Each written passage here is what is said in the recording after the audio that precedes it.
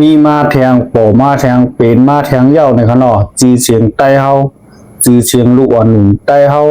ไทยใหญ่ในขนออันไหนคามไหลมาเซมานีใต้อำไหลมา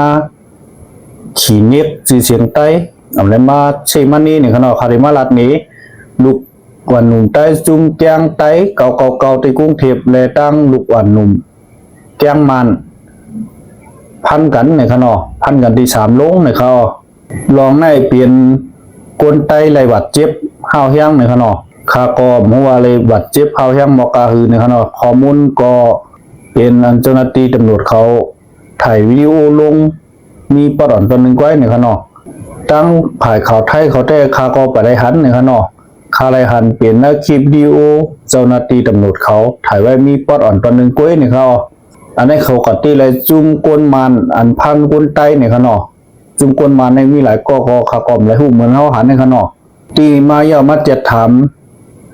จุ่มลูกหวานมาในขนอจุ่มก้นหนุ่มมาในขนออันนี้ก็เปลี่ยนมือเจ้าหน้าที่เขาตีเลยจุ่มลูกหวานหนุ่มก้นมันสีมาเจ็ดถามในเขาว่าพอเป็นก้อพันเผาเปลี่ยนก้อพันเย้าเอาโพมันใจกว่าในขนอเป็นก้อนในขนอก่อนยกมือคืนในเขาเจ้าหน้าที่เขาถามว่าเผาเอาพวกมันกว่าเผาเป็นก็ลงมือพันเนี่ยมันก็ยกมือคืนเป็นก็ได้ในขนอกล้วยการเป็นก้นใต้นั่นกล้วยการเป็นก้นใต้นั่นข้ามไรฮู้ว่ามันบาดเจ็บกระหือในขนอกล้วยการเจ้าหน้าที่เขาว่าบาดเจ็บเผาแห้งในขนอเป็นจุ้งก้นหนุ่มมันพันก้นใต้ในเขาก้นใต้อันเลยเจ็บนั่นก็เป็นจุ้งเก่าในขนอพันกันที่3ลุงกรุงเทพในขนอ3ลุงหรือในขนอในก็มานเขาลาดนี้เจ้าหน้าที่เขาว่ามีลองกันมาอันตั้งมือคำอันตั้งนั้นเย้าในเขามือคำอันตั้งนั้นผายมานเขามี3ก้อในขนอสำกัดถามใต้นั้นว่าจ่องมาจะจุ่มนั้นจุ่มไหนในขนอมันใจก็บอกว่าใจอ่อนในกวยกามันใจสามีก็เดี๋ยวมันเปมันเรียนในเขาคนใจก็นั้นอันเป็นไผ่คนใต้นั้นเรียนเผื่อมันเรียนสมือห่องจุ่มมันม้าในขนอไผ่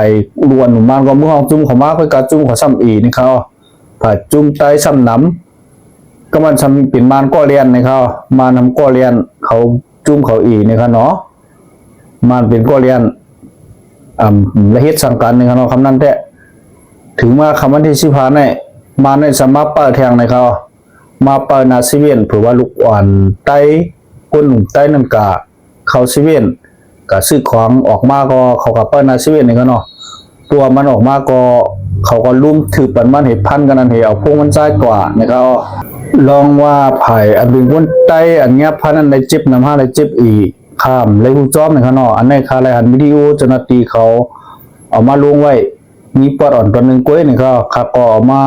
ขาก็จังไรออกมา10ตัวแต่ใครมีพี่น้องเขาในข้างนอกก้อยกาเจ้าหน้าที่เขาว่าเจ็บแห้งเย้าไอ้นั่นได้เจ็บแห้งเย้าในข้างนอกอันเป็นลูก